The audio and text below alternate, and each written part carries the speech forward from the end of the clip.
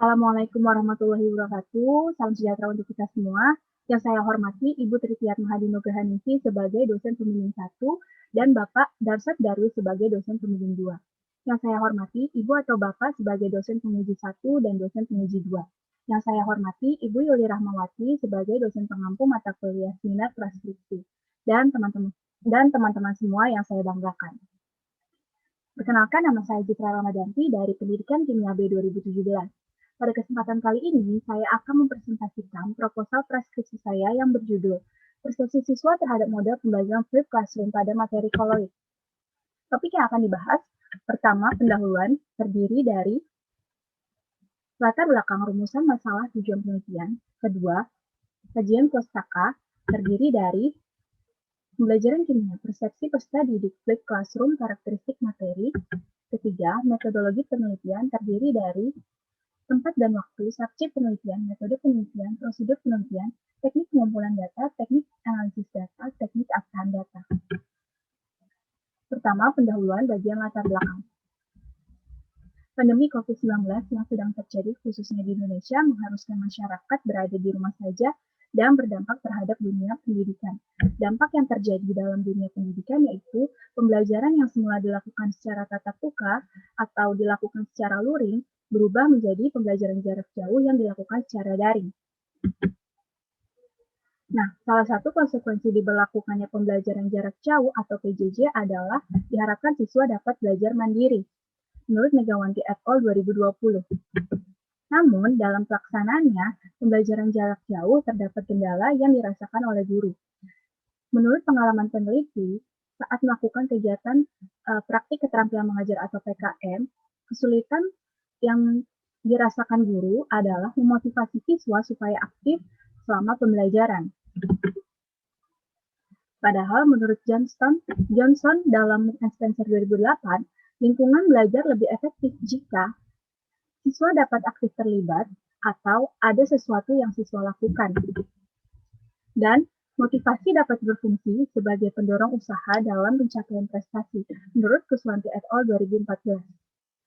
Nah, penggunaan model pembelajaran yang tepat diharapkan dapat mengatasi masalah dalam pembelajaran jarak jauh. Salah satu model pembelajaran yang dapat digunakan dalam pembelajaran jarak jauh adalah model pembelajaran flip classroom. Kemudian, rumusan masalah dalam penelitian ini, bagaimana persepsi siswa setelah dilakukan pembelajaran menggunakan model pembelajaran flip classroom pada materi koloid. Selanjutnya, tujuan penelitian untuk mendapatkan gambaran persepsi siswa terhadap model pembelajaran flip classroom pada materi koloid. Selanjutnya, terdapat kajian pustaka pertama pembelajaran kimia. Menurut Johnston dalam Trigus 2003, terdapat 3 tingkat representasi dalam pembelajaran kimia yang dapat digambarkan dalam segitiga yang sudah saya tampilkan. Tingkat makroskopik yaitu fenomena kimia yang dapat diamati berupa seperti perubahan warna. Kemudian untuk mengomunikasikan kegiatan tersebut, biasanya para ahli kimia menggunakan tingkat simbolik berupa persamaan reaksi atau mekanisme reaksi. Dan tingkat submikroskopik yaitu fenomena kimia yang nyata namun sulit untuk diamati karena ukurannya yang sangat kecil. Kedua, persepsi peserta didik. Persepsi adalah proses menerima, menyeleksi, dan mengerti tentang sesuatu berupa stimulus dari lingkungan, kemudian diinterpretasikan menjadi bermakna sehingga individu dapat menyadari, mengartikan, dan memperoleh sesuatu yang baru, serta dapat memberikan reaksi rangsangan yang tepat, menurut Maskut 2014. Ketiga, flip classroom, model pembelajaran yang terdiri dari waktu di luar kelas digunakan untuk melakukan pembelajaran, sedangkan waktu di dalam kelas digunakan untuk melakukan diskusi yang didampingi oleh guru dan partisipasi siswa secara aktif, menurut Rodriguez et al. 2012. Keempat, karakteristik materi koloid terdiri dari kompetensi dasar dan indikator pencapaian kompetensi. Untuk kompetensi dasar, 3.14, pengelompokan berbagai tipe sistem koloid dan menjelaskan kegunaan koloid dalam kehidupan berdasarkan sifat-sifatnya.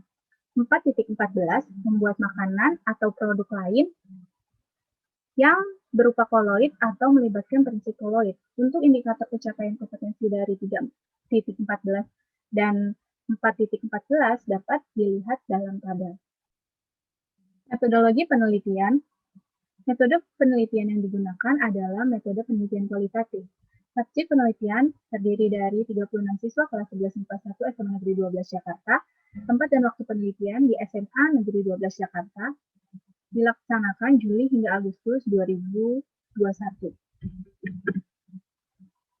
Prosedur penelitian terdiri dari tahap awal, tahap pelaksanaan, dan tahap akhir penelitian. Tahap awal penelitian dilakukan merancang rencana pelaksanaan pembelajaran atau RPP, membuat lembar observasi, membuat pedoman wawancara, membuat lembar refleksi jurnal, membuat soal tes kognitif. Tahap pelaksanaan penelitian dilakukan melaksanakan pembelajaran sesuai RPP yang telah dibuat, mengamati proses pembelajaran, siswa mengisi lembar refleksi jurnal, siswa mengisi lembar tes kognitif, siswa diwawancarai. Tahap akhir penelitian dilakukan mengolah dan menganalisis data hasil penelitian, menarik kesimpulan berdasarkan data, menyusun laporan penelitian. Teknik pengumpulan data yang digunakan, pertama, observasi. Observasi dengan mengamati kondisi berlangsungnya pembelajaran, peneliti dibantu oleh 2 observer. Selanjutnya, wawancara. Wawancara dilakukan secara semi terstruktur. Kemudian, reflective journal. Reflective journal berisi catatan harian siswa selama proses pembelajaran. Lalu, catatan guru. Catatan harian yang dimiliki guru selama proses pembelajaran. Yang terakhir, tes kognitif. Tes kognitif untuk mengukur pengetahuan siswa terkait materi yang sudah dipelajari. Untuk mengukur konsep penguasaan juga. Teknik analisis data yang digunakan, reduksi data, memilih data yang penting dari seluruh data yang sudah diperoleh. Lalu penyajian data menghasilkan data yang merucut. Terakhir, kesimpulan dan verifikasi, dibuat kesimpulan dari tahap sebelumnya dan diverifikasi dengan bukti-bukti yang valid. Teknik keabsahan data. Pertama, tone engagement. Keterlibatan peneliti dengan siswa selama penelitian dalam mengatasi efek kesalahan informasi, penyimpangan dalam mengaitkan hubungan antara hasil-hasil yang diperoleh. Kedua, persistent observation, pengamatan yang dilakukan secara kontinu, mendalam, dan berlangsung terus-menerus oleh peneliti terhadap subjek penelitian. Ketiga, progressive subjectivity, proses pengamatan terhadap subjek penelitian selama penelitian berlangsung. Keempat, member checking, pengecekan kembali data-data yang telah diperoleh selama penelitian. Sekian yang dapat saya sampaikan. Kurang lebihnya mohon maaf. Terima kasih atas perhatiannya. Wassalamualaikum warahmatullahi wabarakatuh.